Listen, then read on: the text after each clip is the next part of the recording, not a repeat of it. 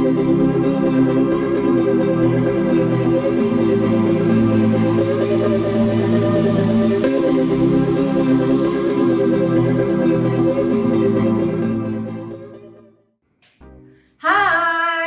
Social Studies Time with Miss Nia. Hari ini kita akan belajar materi sejarah kelas 11 mengenai masa pendudukan Jepang di Indonesia. Tepatnya kita akan sama-sama mempelajari bagaimana kehidupan bangsa Indonesia di bidang sosial, politik, kemudian pendidikan, budaya, masa pendudukan Jepang di Indonesia. KD pada materi kali ini adalah KD 3.11, yaitu menganalisis kehidupan bangsa Indonesia pada masa pendudukan Jepang. Materi yang akan kita pelajari meliputi latar belakang kedatangan Jepang ke Indonesia, masa pemerintahan Jepang dengan berbagai strateginya, dampaknya untuk bangsa Indonesia di bidang politik, kemudian ekonomi, budaya, dan juga sosial serta pendidikan. Mari kita sama-sama simak pembelajaran pada hari ini. Pertama, kita akan sama-sama membahas mengenai latar belakang kedatangan Jepang ke Indonesia. Jepang berkembang menjadi negara yang kuat, baik itu di bidang militer maupun industrialisasinya. Salah satunya dibuktikan dengan penyerangan Jepang ke Angkatan Militer Amerika di Pearl Harbor pada tahun 1941, sekaligus menandai Perang Dunia Kedua. Jepang kemudian tidak hanya berdiam diri, tidak hanya dengan penyerangan terhadap Amerika, tapi Jepang pun menguasai hampir seluruh Asia Tenggara. Jepang tahun 1942 menduduki Tarakan, kemudian diikuti Minahasa, Sulawesi, Balikpapan, hingga Ambon. Pada tahun 1942 juga, Jepang berhasil menduduki Pontianak, Makassar, Banjarmasin, Palembang, dan Bali. Tidak hanya Indonesia, negara Singapura juga tunduk kepada Jepang pada tanggal 15 Februari 1942. Pasukan Jepang pada saat itu melakukan serangan juga ke Jawa dan berhasil mendarat di Banten, Indramayu, dan juga Kragan. Akhirnya Belanda menyerah terhadap Jepang pada tanggal 5 Maret 1942. Belanda menyerah pada bala tentara Jepang yang dipimpin oleh Imamura di Kalijati. Lain dengan Belanda, Jepang hadir ke Indonesia dengan taktik sebagai saudara seperjuangan.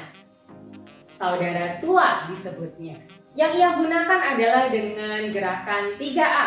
Gerakan 3A ini bertujuan untuk menarik hati masyarakat Indonesia agar mau melawan sekutu Belanda, Inggris, dan Amerika bersama dengan Jepang.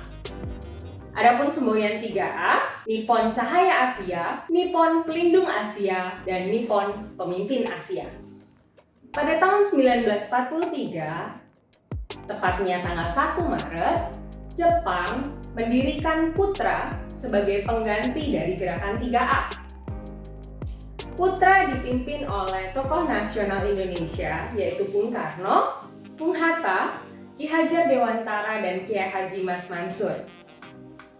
Putra ini bertujuan untuk meningkatkan semangat bangsa Indonesia agar dapat membantu pemerintah Jepang dalam melawan Amerika dan juga sekutunya dalam rangkaian Perang Dunia Kedua tentunya. Selanjutnya kita akan bahas kebijakan-kebijakan yang diberlakukan oleh Jepang serta dampaknya di berbagai bidang di Indonesia. Kebijakan pemerintah Jepang di bidang ekonomi. Yang pertama adalah Jepang melakukan perluasan areal persawahan. Kalau kita ketahui sama-sama, ketika masa pendudukan Belanda, perkebunan bangsa Indonesia, terutama perkebunan minyak kelapa sawit, kemudian perkebunan yang lain itu semakin berkembang. Di era kedudukan Jepang, bangsa Indonesia diperkenalkan dengan sistem-sistem persawahan yang baik sehingga menghasilkan hasil tani yang jauh lebih berkembang. Kemudian tidak hanya itu, pengawasan pertanian dan perkebunan yang dilakukan oleh Jepang adalah demikian. 40% adalah untuk petani, 30% dijual kepada pemerintah dengan harga yang sangat murah, 30%-nya lagi diserahkan untuk lumbung desa. Pemerintah Jepang juga hanya mengizinkan 2 jenis tanaman perkebunan, yaitu karet dan kina. Karena karet dan kina adalah kepentingan perang. Setiap penduduk juga harus menyerahkan kekayaannya kepada pemerintah Jepang. Lagi-lagi segala sesuatu yang dilakukan Jepang adalah untuk membantu Jepang dalam kepentingan Perang Dunia Kedua melawan Sekutu dan juga Amerika.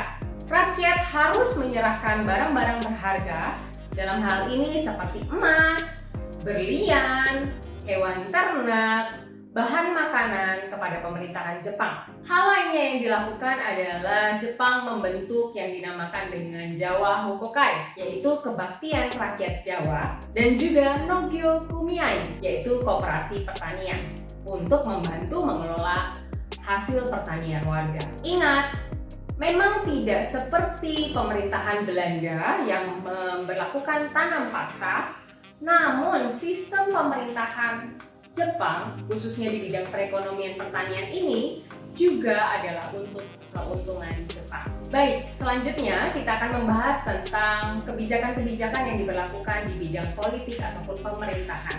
Pelaksanaan pemerintahan di Indonesia dibagi oleh 2 angkatan perang, yaitu Angkatan Darat yang dinamakan Rikugun dan juga Angkatan Laut yang dinamakan dengan Kaigun. Semua bagian wilayah militer ini berada di bawah komando Panglima Besar Tentara Jepang untuk wilayah Asia Tenggara yang berkedudukan di Saigon. Jepang membagi wilayah Indonesia ke dalam 3 wilayah kekuasaan, yaitu Jawa dan Madura dengan pusatnya yaitu di kota Batavia. Sementara daerah Sumatera, Semenanjung Tanah Melayu dengan pusatnya di Singapura. Terakhir adalah daerah Kalimantan, Sulawesi, Nusa Tenggara, Maluku, dan Irian. Masing-masing daerah ini kemudian dibagi lagi menjadi beberapa wilayah yang lebih kecil untuk mempermudah pengawasan serta pengelolaan daerah-daerahnya. Untuk mengatasi kekurangan pegawai, pemerintah Jepang juga memberikan kesempatan bagi masyarakat Indonesia untuk menduduki beberapa jabatan di dalam roda pemerintahan Jepang.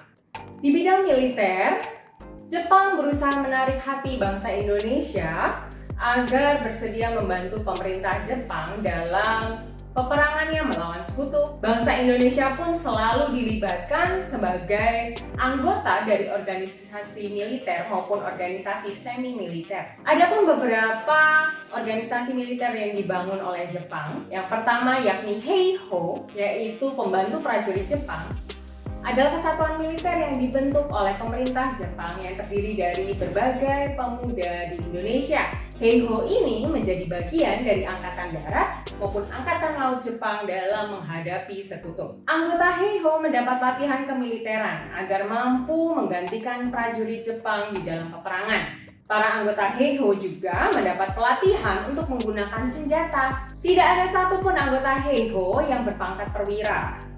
Pangkat perwira hanya dikhususkan untuk orang-orang Jepang. Selain Heiho, Jepang juga membentuk PETA. PETA dibentuk pada tanggal 3 Oktober 1943. Adapun tujuan pembentukan PETA untuk memenuhi kepentingan peperangan yang dilakukan Jepang di Lautan Pasifik dalam menghadapi Sekutu. Para pemuda mendapatkan pendidikan dan latihan kemiliteran dari pasukan Jepang. Pelatihan pasukan PETA ini dipusatkan di Kompleks Militer Bogor. Keanggotaan PETA dibagi ke dalam beberapa perangkat ataupun nama jabatan. Ada Daidanko, yaitu Komandan Batalion. Ada Chudanko, yaitu Komandan Kompi. Ada Sudanko, yaitu Komandan Peleton. Ada Budanko, Komandan Regu. Ada Kyuhei, prajurit sukarela. Tadi kita sudah bersama-sama membahas tentang bidang militer dan juga bidang ekonomi. Kali ini kita akan membahas bersama-sama tentang bidang sosial. Pemerintahan Jepang membentuk namanya Tanarigumi. yaitu rukun tetangga atau RT zaman sekarang, yaitu untuk mempermudah pengawasan terhadap masyarakat Indonesia ke wilayah-wilayah yang lebih kecil. Kemudian juga Jepang memberlakukan namanya Romusha, yaitu pengerahan tenaga kerja. Pada awalnya sebenarnya bersifat sukarela, namun kemudian dilaksanakan secara paksa pada pelaksanaan selanjutnya. Bahkan diminta setiap desa untuk menyediakan tenaga kerja dalam jumlah tertentu. Kita tahu sama-sama Romusha ini kemudian menewaskan banyak sekali korban jiwa masyarakat Indonesia. Tenaga Romusha dikirim ke berbagai daerah di Indonesia, bahkan ada yang dikirim ke Malaysia, Myanmar, Sarawak, Thailand, dan Vietnam, yaitu daerah atau negara yang dikuasai Jepang lainnya di Asia Tenggara. Para tenaga Romusha ini diberlakukan secara kasar oleh bala tentara Jepang. Mereka dipaksa untuk bekerja di berbagai bidang, bahkan tanpa makanan, tanpa minuman, dan sangat sedikit sekali untuk waktu beristirahat. Di bidang pendidikan, sekolah dasar dibangun, yaitu dinamakan Gokumin Gakko, diperuntukkan untuk semua warga masyarakat Indonesia tanpa membedakan status sosialnya. Kalau kita belajar tentang Belanda kemarin, Belanda juga membangun pendidikan di Indonesia, namun hanya untuk golongan status-status sosial tertentu. Sekolah menengah pun juga didirikan oleh Jepang menjadi dua bagian, yaitu Shototsu-gakko SMP dan juga Chugakko, yaitu SMA zaman sekarang. Nah, banyak sekali jenis sekolah yang dibangun oleh Jepang. Tidak hanya sekolah-sekolah formal, tapi juga ada sekolah pertukangan, yaitu yang dinamakan Kogyo Gakko, sekolah teknik menengah yaitu Kogyo Sermon Gakko, sekolah guru yang dibedakan menjadi 3 angkatan, ada sekolah guru 2 tahun, sekolah guru 4 tahun, dan sekolah guru 2 tahun, dan semuanya itu dibangun untuk membantu kepentingan dari Jepang. Baik, di awal tadi Miss Nia sudah sampaikan bahwa Jepang memiliki pendekatan yang sangat baik di awalnya, yaitu sebagai saudara tua. Salah satunya untuk meraih hati dan juga simpati dari masyarakat Indonesia adalah dengan penggunaan bahasa Indonesia. Dalam hal ini pemerintah pendudukan Jepang melarang penggunaan bahasa Belanda, melainkan digantikan dengan penggunaan bahasa Indonesia sebagai bahasa sehari-hari. Bahkan pada tahun 1943, seluruh bacaan, seluruh media massa yang menggunakan bahasa Belanda diganti dengan bahasa Indonesia. Bahasa Indonesia ini tidak hanya digunakan untuk kehidupan sehari-hari tentunya, namun untuk lebih meyakinkan masyarakat Indonesia, bahasa Indonesia menjadi bahasa resmi dari instansi pemerintahan dan juga lembaga pendidikan di masa pendudukan Jepang. Adapun di bidang budaya, pemerintah Jepang mengenalkan budaya Jepang, yaitu budaya Seikere. Apa itu Seikere? Seikere adalah suatu budaya yang dilakukan untuk menghormati Kaisar Jepang. Hal itu dilakukan setiap pagi, baik itu oleh masyarakat Jepang di Tokyo, masyarakat Jepang dimanapun, maupun masyarakat Indonesia pada saat itu. Masyarakat Indonesia diwajibkan setiap pagi untuk mengarahkan tubuhnya ke arah kota Tokyo dan kemudian membungkukkan badannya sebagai tanda penghormatan kepada Kaisar Jepang. Pendudukan Jepang tidak berlangsung lama, kurang lebih 3,5 tahun. Namun pendudukan Jepang ini membawa banyak sekali dampak dari kebijakan-kebijakan yang ada. Pada awalnya memang benar Jepang memberikan hati kepada bangsa Indonesia akibat bangsa Indonesia masih dijajah oleh Belanda. Namun, hal itu merupakan kedok saja dari Jepang untuk menguasai Indonesia. Nah, itu dia pembahasan mengenai pendudukan Jepang di Indonesia.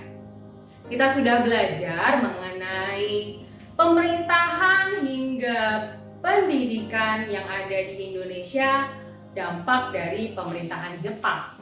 Sebagai penutup, Silahkan dipelajari kembali materi yang sudah Miss Nia sampaikan. Coba cari tahu, coba analisa hal negatif dan positif yang dilakukan oleh pendudukan masa pemerintahan Jepang di Indonesia. Baik, sampai bertemu lagi di sesi pembelajaran selanjutnya.